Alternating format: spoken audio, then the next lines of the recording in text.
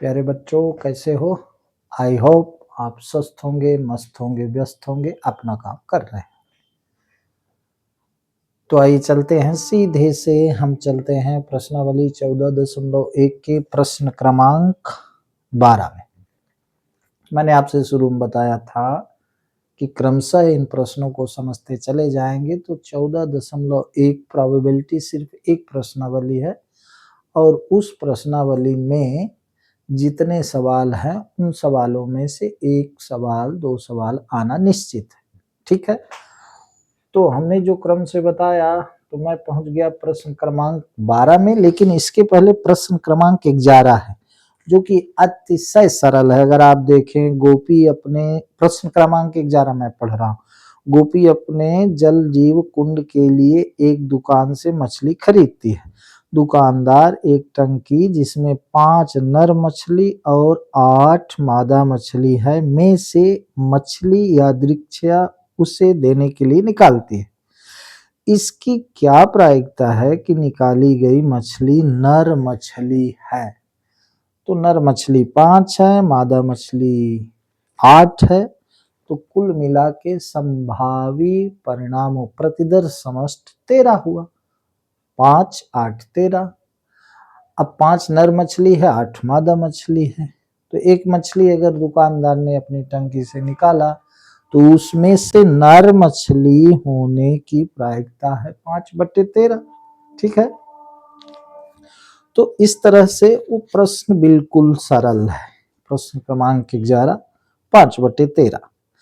प्रश्न क्रमांक 12 मैं आपको समझाने जा रहा हूं क्योंकि ये थोड़ा सा समझने लायक है। यद्यपि आप समझते होंगे तो अपने से भी कर लिए होंगे, नहीं करे हैं तो आप इसको देख लें। चित्र बना हुआ है, चित्र बनाने की आवश्यकता नहीं है।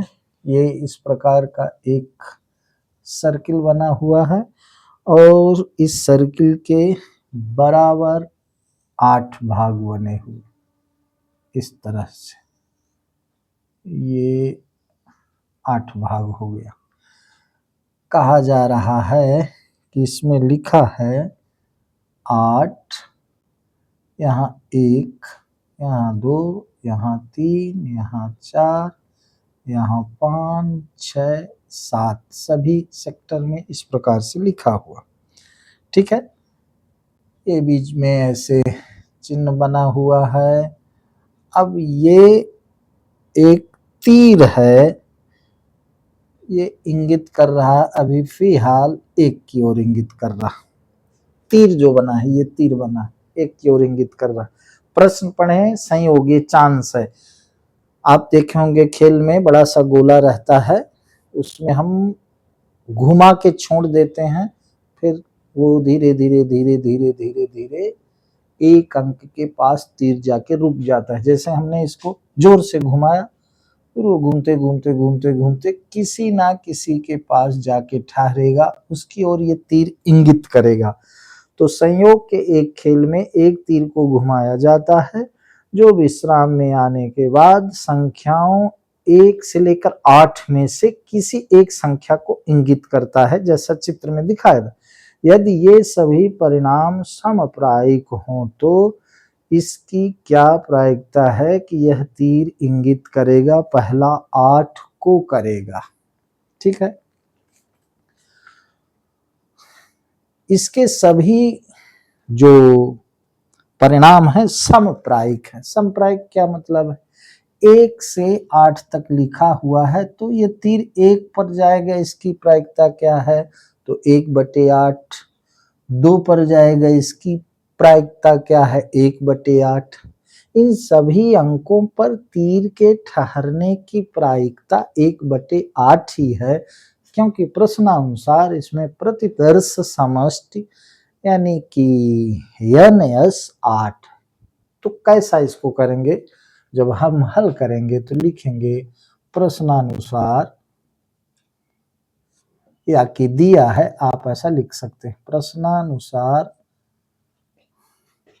समष्टि प्रतिदर्श यानी कि कुल संभावित परिणामों की संख्या। समष्टि प्रतिदर्श एस बराबर क्या है, 1 2 3 4 5 6 7 और 8, यानी कि एन एस की बात करें तो एन एस बराबर है 8। क्यों? 1 2 3 4 5 6 7 8, यानी कि संभावी परिणामों की संख्या, कुल संभावी परिणामों की संख्या 8 है। ठीक है, अब पहला जो पूछता है उसको हल करेंगे। क्या इसकी क्या प्रायिकता है कि यह तीर इंगित 8 को करेगा, यानी 8 आने की प्रायिकता क्या है ना। तो माना घटना ई 8 आने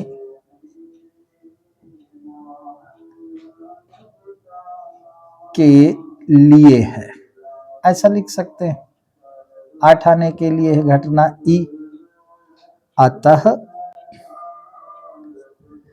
एन ई, एन ई बराबर क्या हुआ, क्योंकि 8 अकेला है इसलिए एन ई बराबर 1।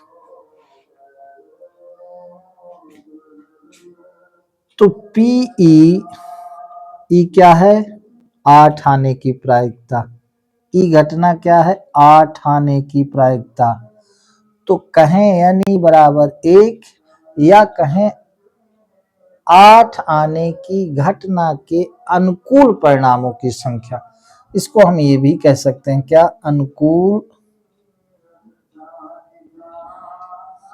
परिणामों की संख्या,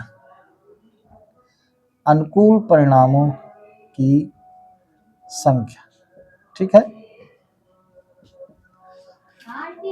ये अनुकूल परिणामों की संख्या एनी 1 है। तो ई क्या है, ई घटना है 8 आने के लिए, तो 8 आने की प्रायिकता बराबर n E upon n S, यानी कि एन ई 1 है और एन एस कितना है, 8 है। तो ये पहले का उत्तर ये हो गया 1/8।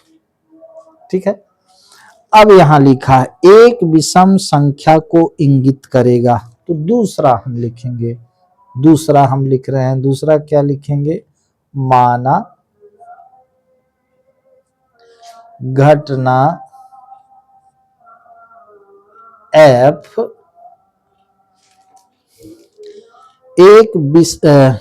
घटना एफ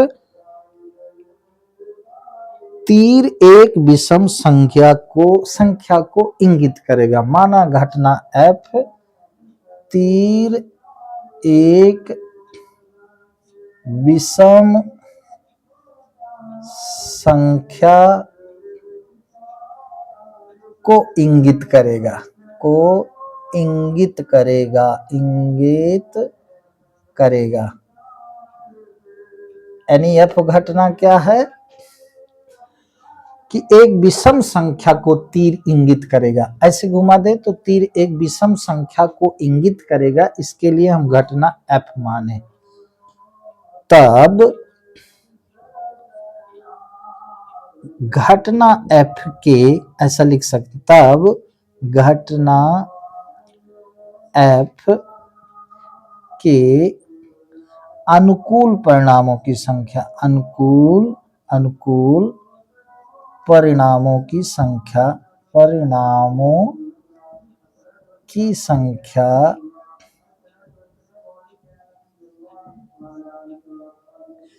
यानी कि ई बराबर विषम संख्या क्या है, 1 3 5 7, ये विषम संख्या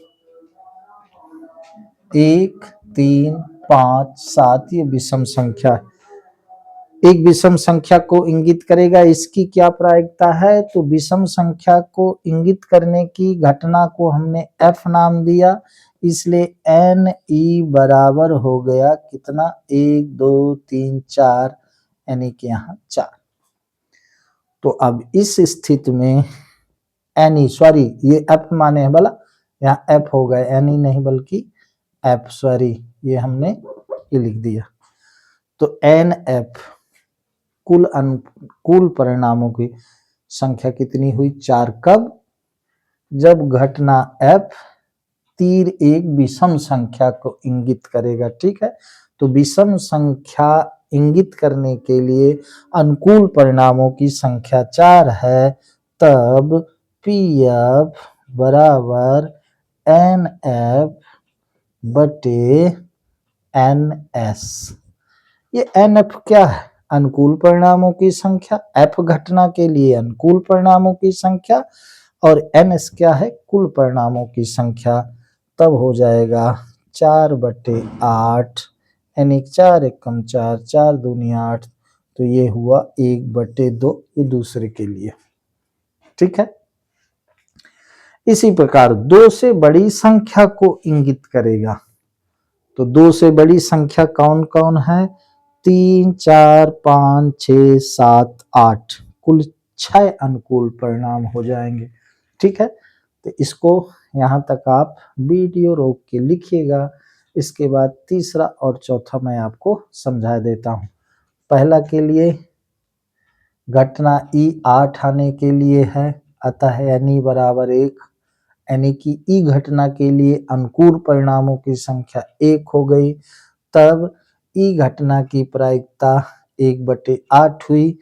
इसी तरह दूसरे में एफ घटना एफ तीर एक विषम संख्या को इंगित करेगा, तब घटना एफ के अनुकूल परिणामों की संख्या एफ बराबर ये, तो ये संख्या एन एफ बराबर 4 है। 1, 2, 3, 4, ये कुल संख्या 4 है, तो 4/8। इस तरह से ये एक विषम संख्या आने की प्रायिकता 1/2 हुई। आइए चलते हैं आगे। तो सरल है, वो भी सरल है, अगर आप थोड़ा समझने का प्रयास किए होंगे तो बिल्कुल सरल है। पूरा भरोसा है कि आपको समझ में आता होगा। तो अब ये कहता है 2 से बड़ी संख्या को करेगा घटना। अब ये तीसरा मैं आपको समझा रहा हूं, क्या लिखेंगे अगर परीक्षा में आएगा, है ना। घटना जी तीर 2 से बड़ी संख्या को इंगित करेगा। घटना जी तीर 2 से बड़ी संख्या को इंगित करेगा,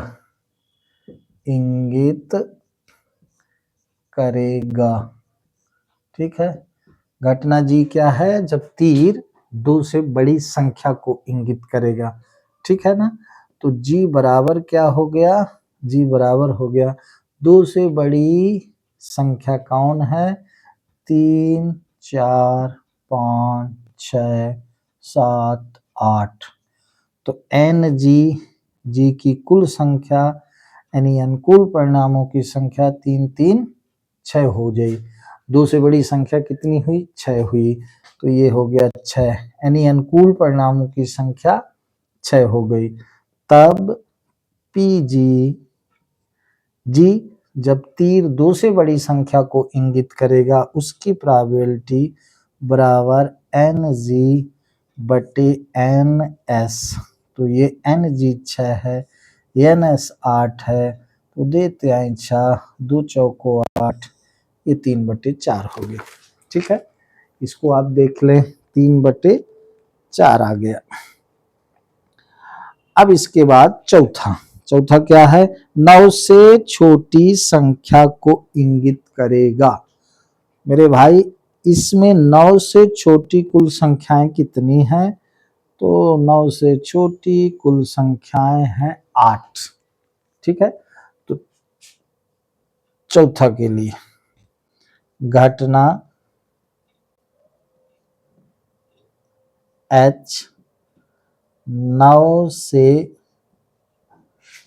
छोटी संख्याओं को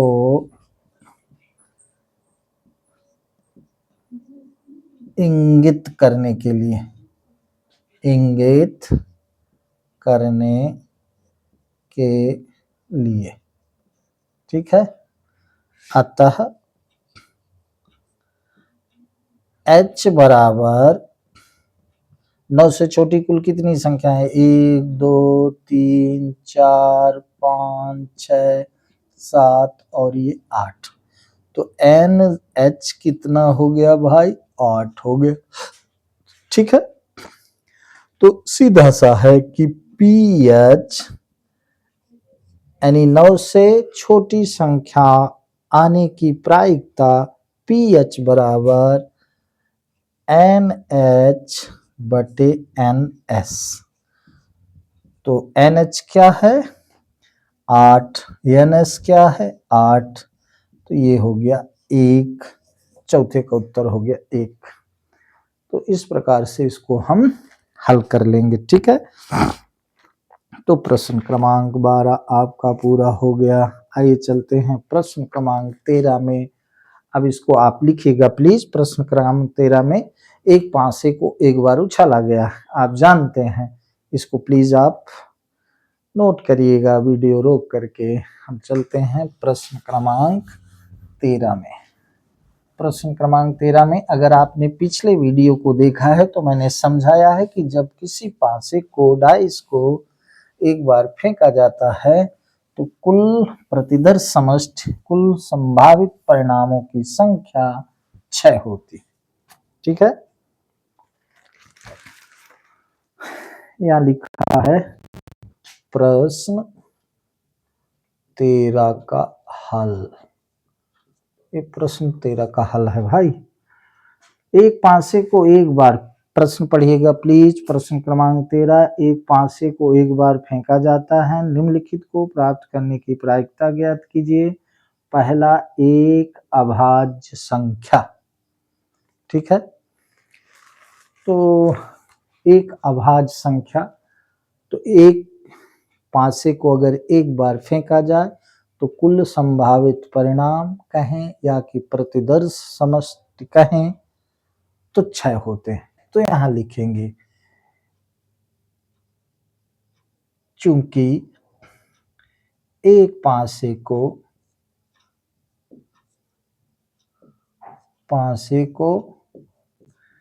एक बार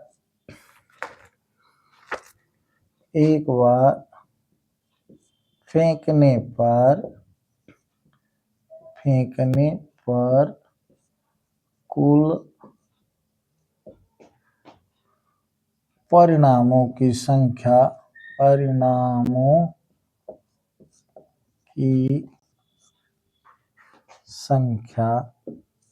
कुल संभावित परिणाम प्रतिदर्श समष्टि यस बराबर 1 2 3 4 5 6। तो NS बराबर हो गया आपका 6। 1 2 3 4 5 6, NS बराबर 6। अब देखो मेरे भाई, एक अभाज्य संख्या, तो पहला माना घटना E एक अभाज्य संख्या के लिए, एक अभाज्य संख्या के लिए है। अतः अनुकूल परिणामों की संख्या, अनुकूल परिणामों की संख्या, अनुकूल परिणामों की संख्या NE बराबर, अनुकूल परिणामों की संख्या भर लिखें तो E बराबर ऐसा लिख दें, ब्रैकेट में लिख दें अभाज्य संख्या के लिए। भला घटना E एक अभाज्य संख्या के लिए, तो यहाँ अभाज्य संख्या है 2 3 5, 2 3 5, तो ये NE बराबर आपका हो गया 3। 1 2 3, ये कुल अनुकूल परिणाम कितने हो गए? 3 हो गए। अतः क्या लिखेंगे? PE एक अभाज्य संख्या आने की प्रोबेबिलिटी प्रायिकता अनुकूल परिणामों की संख्या NE बटे कुल परिणामों की संख्या NS। तो PE बराबर आपका हो गया 3/6 NE 1/2। ठीक है, तो पहले का उत्तर क्या हो गया? 1/2। ठीक है, अब दूसरे का उत्तर देख लें, दूसरे का हल देख लें। दूसरा क्या कहता है? 2 और 6 के बीच स्थित कोई संख्या। तो घटना F माना घटना F 2 और 6 के बीच की संख्या के लिए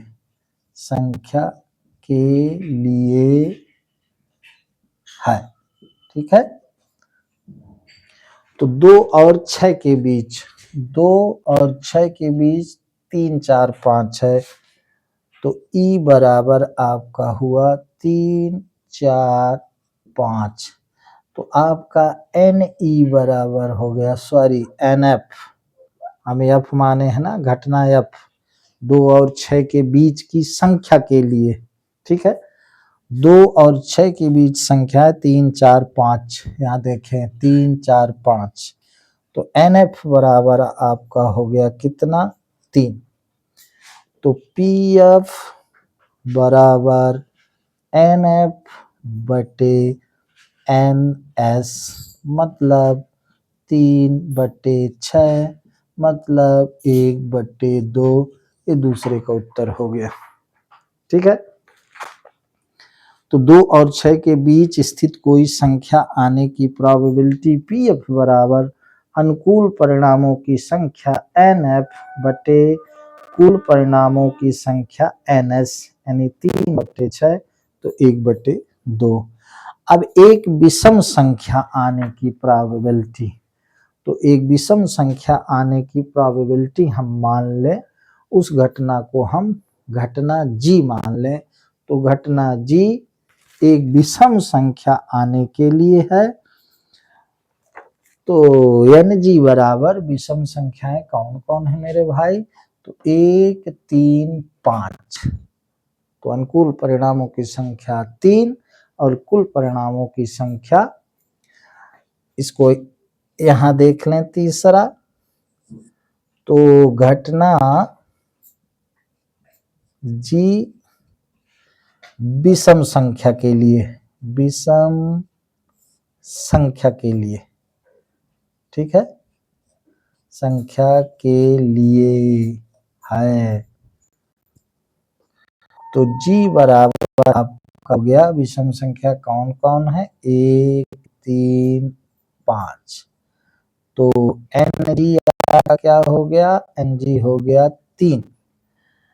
तो PG बराबर NG बटे NS, तो NG है 3, NS है 6, 1/2, ये हो गया विषम संख्या के आने की प्रोबेबिलिटी। ठीक है, तो ये तीनों 1/2, 1/2, 1/2 हो गए। तो इस तरह से प्रश्न क्रमांक 13 आपका पूरा हो गया। इसे आप वीडियो रोकिएगा, प्लीज लिखिएगा। अब 52 पत्तों की अच्छी प्रकार से फेंटी गई एक गड्डी में से एक पत्ता। बड़ा इंटरेस्टिंग प्रश्न है। अब मेरे भाई, सामान्य रूप से तो कहा जाता है ताश की पत्ती की बात है बोला। इसको लिखिएगा प्लीज, इसको मैं मिटाता हूँ। ठीक है, अब चलिए हम लोग कुछ समय के लिए ताश का खेल खेल लेते हैं। गांव में बहुत ऐसे बच्चे हैं जो ताश के पत्ते के बारे में जानते होंगे। और गांव में सामान्य रूप से ये भी माना जाता है कि ताश खेलना गलत है। मैं भी मानता हूँ भाई ताश खेलना गलत है, लेकिन उसमें एक गणित है। ताश खेलना गलत नहीं है, किसी चीज की बुरी लत गलत है। ठीक है, ताश खेला जाता है जिनके पास समय रहता है, लेकिन अगर अपना काम छोड़कर हम ताश खेलें, अपनी पढ़ाई छोड़कर हम ताश खेलें, तो अगर अपना काम छोड़कर, अपनी पढ़ाई छोड़कर हम कोई भी काम करें दूसरा, तो उसको काम नहीं कहेंगे। हमारा जिस समय जो काम है वो हमारी पूजा है। तो अगर हम पढ़ रहे हैं और पढ़ाई छोड़कर हम ताश खेल रहे हैं, ये बुरी लत है, ये गलत है। ठीक है, तो प्रश्न क्रमांक 13 आप पढ़ें।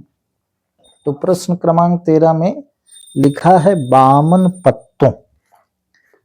प्रश्न क्रमांक 13 नहीं, सॉरी, प्रश्न क्रमांक 14 की बात हो रही। बामन पत्तों की अच्छी प्रकार से फेंटी गई एक गड्डी में से एक पत्ता निकाला जाता।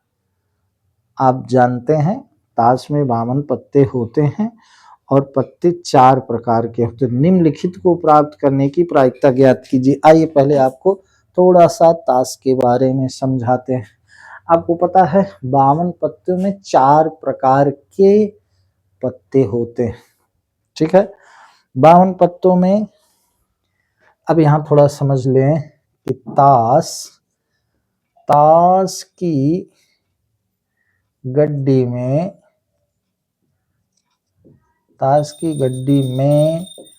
कुल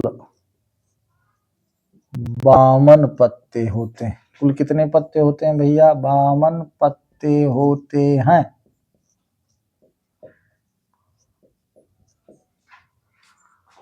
और इन 52 में 4 प्रकार के होते हैं। इधर देख लें, पहले इसको समझ लें। पहला प्रकार जिसको हम कहते हैं पान के पत्ते, ठीक है, इंग्लिश में हार्ट कहते हैं। इनकी संख्या 13 होती है। फिर हम दूसरा कहते हैं पान, फिर कहते हैं ईंट के पत्ते। तो ईंट के पत्ते भी 13 होते हैं। फिर हुकुम के पत्ते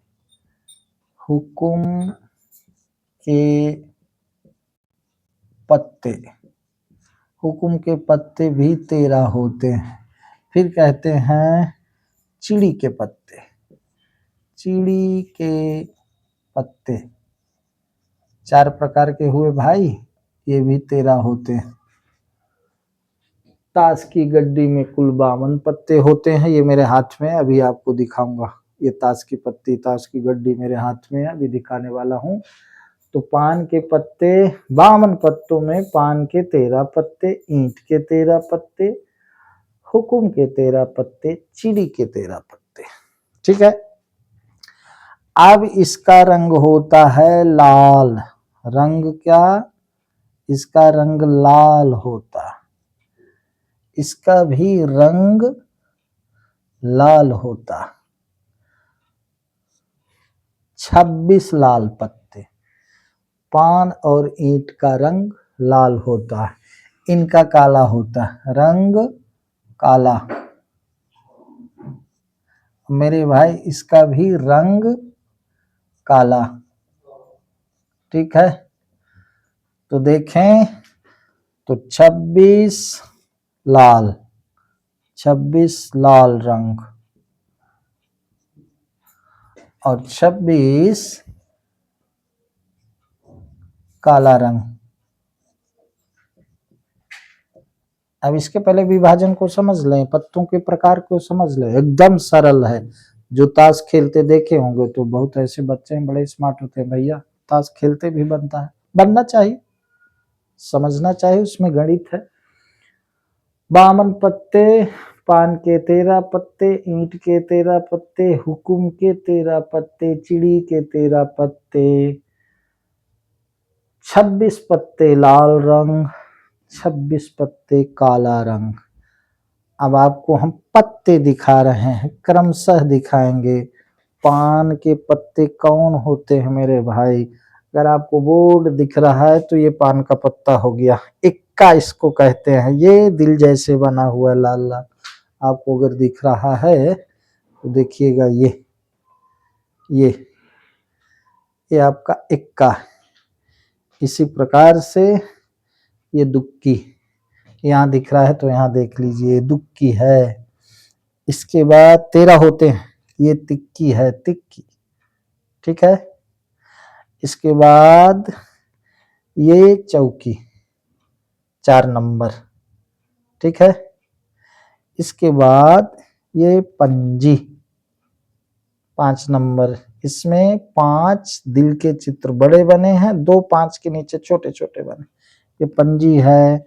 फिर ये छक्का है, अगर आपको दिख रहा है लाल रंग का, ये पान है लाल रंग का, पान जैसे चित्र बना हुआ है दिल जैसे, ठीक है। छक्का हो गया, ये सत्ता हो गया।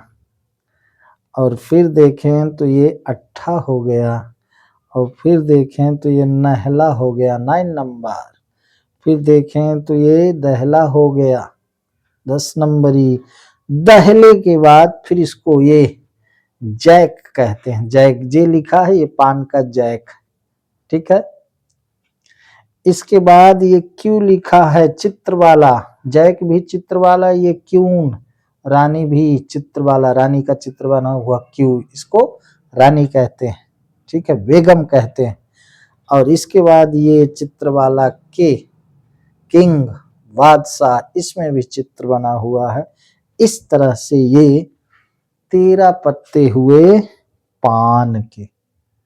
इसी प्रकार से ये 13 पत्ते पान के, ठीक। और फिर आपको बता दूं, ये 13 पत्ते लाल रंग के किसके हैं? ये 13 पत्ते लाल रंग के ईंट के हैं। 1 2 3 4 5 6 7, ये 8, ये 9, ये 10, ये जैक आ गया, ये ईंट का है, इसका ईंट, ये ईंट जैसे बना है, डायमंड जैसे बना है, डायमंड। तो ये जैक, क्वीन, किंग, इस तरह से ये 13 ईंट के पत्ते हो गए, ठीक है। इसी प्रकार से फिर हुकुम के 13। अब हुकुम से ये काले पत्ते हो गए, ये हुकुम है, ये इक्का है मेरे भाई, इक्का 1 नंबर, इसमें बड़ा सा ये बना हुआ, पान का होता तो यहाँ इसे पान का लाल रंग का बना, यहाँ काला, इसको हुकुम कहते हैं। 1 2 3 4 5 6 7 8 9 10, ये चित्र वाला जैक 11, ये रानी चित्र वाली 12, ये बादशाह 13। और इसी प्रकार से चिड़ी को आप देख लें तो चिड़ी का इस प्रकार का, शायद क्यूब कहते हैं इंग्लिश में, ठीक है। ये इक्का, ये चिड़ी का, ये चिड़ी का इक्का 1 नंबर, ये बड़ा पावरफुल होता है खेल में। इक्का, दुक्का, तिक्की, चौका, पंजा, छक्की, सत्ता, अट्ठा, नहला, दहला, ये जैक, गुलाम हिंदी में कहते हैं। चित्र वाले ये 3 ठे हुए, सब में 3 ठे चित्र वाले होते हैं, देख लीजिए, अभी कैलकुलेशन बताएंगे। ये रानी चिड़ी की, ये बादशाह चिड़ी का। तो इस प्रकार से ये कुल 52 पत्ते हुए, सभी में 13 पत्ते, ठीक है। तो ये आप समझ गए, इसको पहले देख लें। 52 पत्तों में 4 प्रकार के पत्ते होते हैं, पान के पत्ते लाल रंग के, ईंट के पत्ते लाल रंग के, 13 ये, हुकुम के काला रंग, चिड़ी के काला रंग। अगर आप देखें तो इसको ऐसा भी समझ सकते हैं, यहाँ पान के पत्ते में लिख दूं, पान के पत्ते लाल रंग, लाल रंग भाई, यहाँ से बनाए देते हैं, आप देख लीजिए। ये आपका हो गया एक्का, ठीक है। फिर ये दुक्का, तिक्का, चौका, पंजी, छक्का, सत्ता, अट्ठा, नहला, ये दहला, 10। एक्का इसको कहते हैं। ये ऐसे लिखा रहता है, ऐसे लिखा रहता है। 1 2 3 4 5 6 7 8 9 10। और फिर 3 चित्र वाले। यहाँ क्या चित्र वाले भाई, चित्र वाले, यहाँ चित्र वाले। ये जैक है। फिर ये क्यून रानी है, ये जैक गुलाम है, इसमें रानी का चित्र बना है। ये बादशाह है, इसमें बादशाह राजा साहब का चित्र बना हुआ, मुकुट उकुट लगा है। ये इस तरह से, ठीक है। अब आपको मैं समझाना ये चाहता हूं, 4 प्रकार के पत्ते, 2 लाल रंग के, 2 काले रंग के। तो अब आपसे कोई प्रश्न करे कि काले रंग के इक्का कितने होते हैं, तो काले रंग के इक्का 2 होंगे। अगर कोई आपसे प्रश्न करे मेरे भाई कि चित्र वाले कुल पत्ते कितने होते हैं, तो 3 1 में तो 3 चौक 12, ठीक है। चित्र वाले कुल कितने हुए 12। अगर पूछा जाए दाहला कितने होते हैं, तो 1 ये 2 3 4, 4 प्रकार के होते, तो दाहला 4 प्रकार के हो गए। अब कहा जाए काला दाहला कितने होते हैं, 2 होते हैं, क्योंकि काले 2 तरह के, ठीक है। तो इससे इस प्रकार के प्रश्न पूछे जाएंगे। इक्का कुल 4, 1 2 3 और ये 4। तो इक्का हो गए 4, 2 हो गए काले, 2 हो गए लाल, ये 2 लाल हैं, 2 काले हैं। समान रूप से इससे प्रश्न पूछा जाता है, देख लें। ये जैक चित्र वाला, ये भी क्यून चित्र वाली, ठीक है, चित्र वाली। ये राजा चित्र वाला। कोई प्रश्न करे कि लाल रंग के किंग, राजा, बादशाह कितने होते हैं, तो लाल रंग के 2 होते हैं। चित्र वाले कुल पत्ते कितने होते हैं, 3 3 6 3 9 3 12, ठीक है। लाल रंग वाली रानी कितनी होती है, 2। कुल रानी कितनी, कुल बेगम कितनी, 4। ये आप समझते होंगे, इसलिए मैंने उसमें दिखाने का प्रयास किया कि पत्ते आप देखेंगे तो आपको फीलिंग आएगी। इस तरह से आप इसको समझिएगा। तो आइए इस प्रश्न को करते हैं। प्रश्न क्रमांक शायद 14 है, जिसमें ताश से रिलेटेड प्रश्न है। और ताश में कुल 52 पत्ते होते हैं। 52 पत्तों में 4 प्रकार के पत्ते, पान, ईंट, हुकुम, चिड़ी, ठीक है। तो हम पहुंच गए बंधु, मेरे बच्चों, हम पहुंच गए प्रश्न क्रमांक 14। प्रश्न 14 इसको बता देते हैं, फिर आज का वीडियो यहीं बंद करते हैं, ठीक है। 52 पत्तों की अच्छी प्रकार से फेंटी गई एक गड्डी में से एक पत्ता निकाला जाता। फेंटना, उसको आपस में मिलाना, ठीक है। निम्नलिखित को प्राप्त करने की प्रायिकता ज्ञात कीजिए। पहला तो दिया या कि प्रश्नानुसार, चूंकि ताश के ताश कहते हैं 52 पत्तों की अच्छी प्रकार से फेंटी गई एक गड्डी में से एक पत्ता निकाला जाता है ना। इसको ताश भी कहते हैं, प्लेइंग कार्ड भी कहते हैं, ठीक है। तो प्लेइंग कार्ड कहें, ताश कहें, ठीक।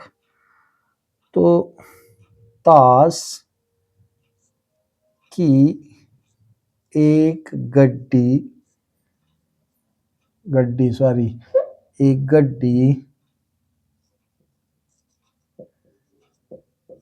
में कुल 52 पत्ते होते हैं। 52 पत्ते कैसे होते हैं आपको मैंने अतः देखें NS बराबर 52, ठीक है। अब पहला लाल रंग का बादशाह, पहला हल कर रहा हूं। पहला तो माना घटना ई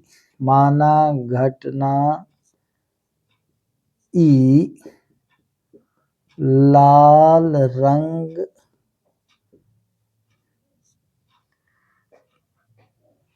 के बादशाह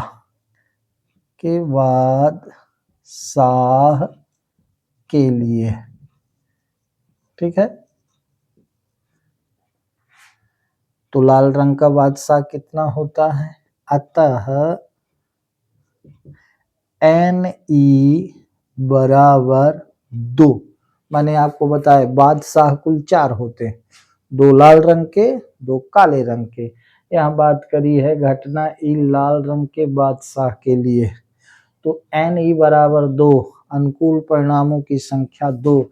यहाँ आप लिख सकते हैं अनुकूल परिणामों की संख्या, ठीक है, इसको आप लिख सकते हैं।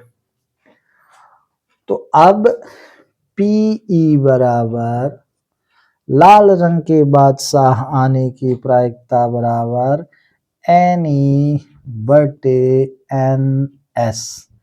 NE की NE 2 है, NS 52 है, 2 एकम 2, 26 दूना 52, 1 बटे 26 पहले का उत्तर, ठीक है।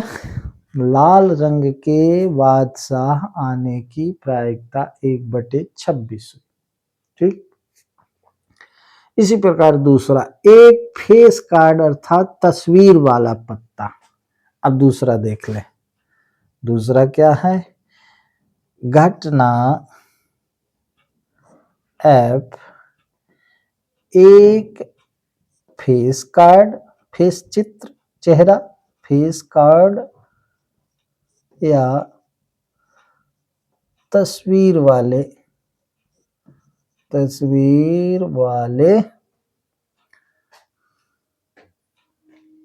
पत्ते के लिए,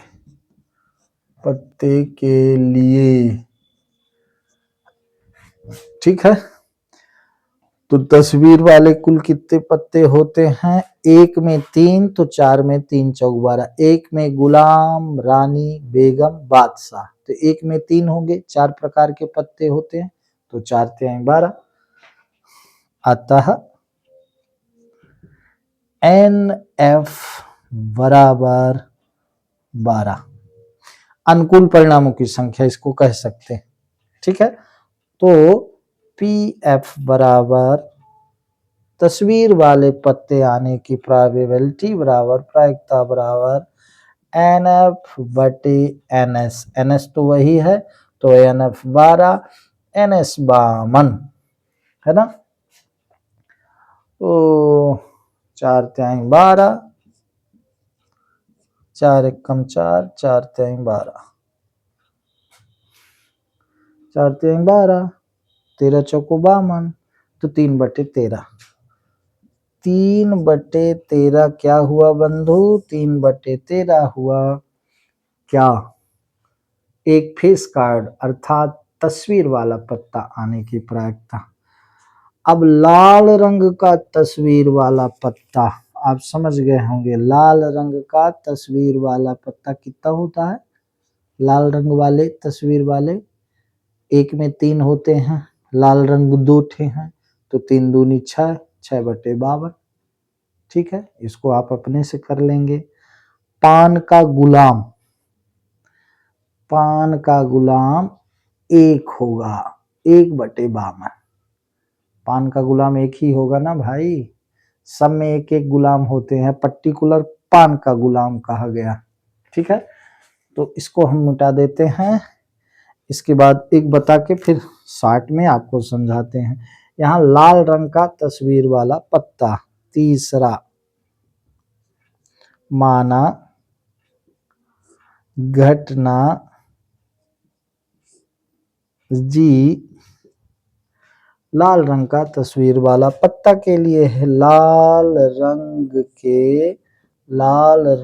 के तस्वीर वाले पत्ते के लिए, तस्वीर वाले पत्ते के लिए, पत्ते के लिए, ठीक है। तो NG, अब लाल रंग वाले तस्वीर वाले पत्ते कुल कितने हैं भाई? 6 हैं। 3 पान के, 3 ईंट के। तब PG बराबर NG बटे NS। तो NG कितना है? 6, NS कितना है? 52। ठीक है। तो 2 तिहाई 6, 2 तिहाई 6, 2 दूनी 4, 2 छक्का 12। तो 3/26 हो गया लाल रंग के तस्वीर वाले पत्ते के आने की प्रायिकता। ठीक है। तो इस तरह इसको आप प्लीज उतारिएगा, वीडियो रोक कर देखिएगा। प्रश्न क्रमांक 14 है। तो पहले का 1/26, दूसरे का 3/13 और तीसरे का 3/26। इस तरह से आप इसको रोकिएगा और देखिएगा। मैं फिर आगे समझा रहा हूं आपको। ठीक है। आगे है 3 हो गए, 2 ठे बचे हैं शायद। तो 60 में आप समझे। अब चौथा कहता है पान का गुलाम। तो पान का गुलाम एक होता है। पान का, ये चौथा मैं समझा रहा हूं। ठीक है। पान का गुलाम एक बराबर 1 होता है। ठीक है। तो यहां NH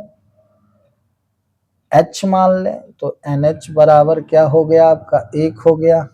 ठीक है। तो PH बराबर NH बराबर NS, तो 1/52। ये चौथा हो गया। पान का गुलाम एक ही पत्ता है। ठीक है। इसके बाद हुकुम का पत्ता।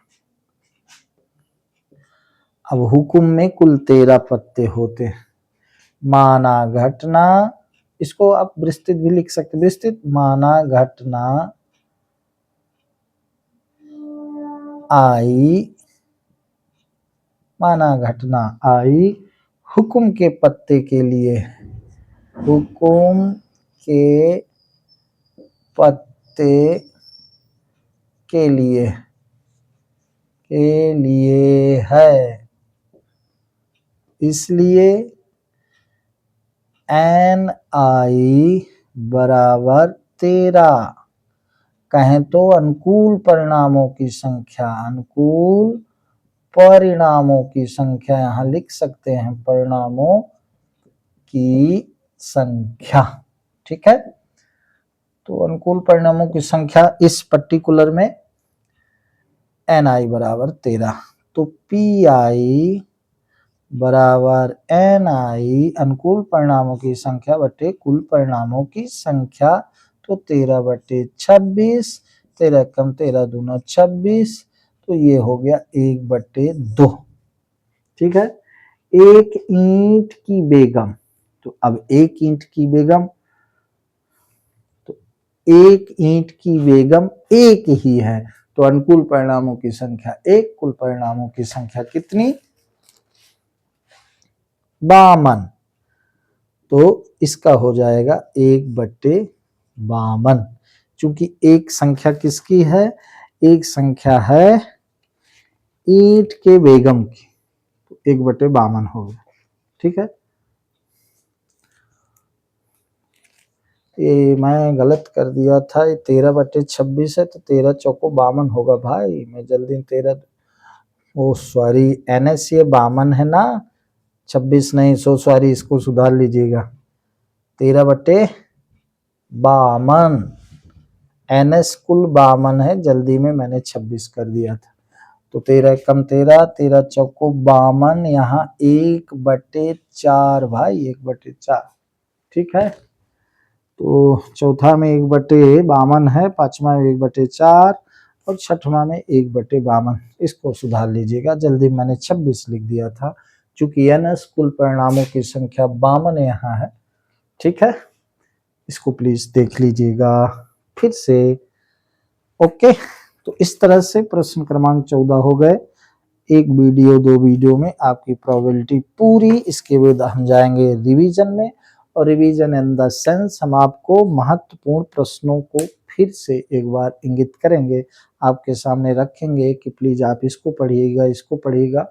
आप एक तरफ से पढ़ लीजिए, कोई डाउट नहीं, लेकिन फिर भी आपका रिवीजन बना रहे तो मैं महत्वपूर्ण प्रश्नों को जो परीक्षा में आने लायक है आपके सामने रखूंगा। सो प्यारे बच्चों, आप कमेंट्स बॉक्स में जरूर कहिएगा कि मेरा पढ़ाने का तरीका हिंदी मीडियम से गणित कैसे पढ़ा रहा हूँ आपको। आप जरूर कमेंट्स बॉक्स में बताइएगा, मेरे वीडियो को लाइक करिएगा, अपने मित्रों को भेजिएगा, और प्लीज़ आप मेरे गणित के channel you can do maths को सब्सक्राइब करिएगा। आज बस इतना ही। जय हिंद, धन्यवाद।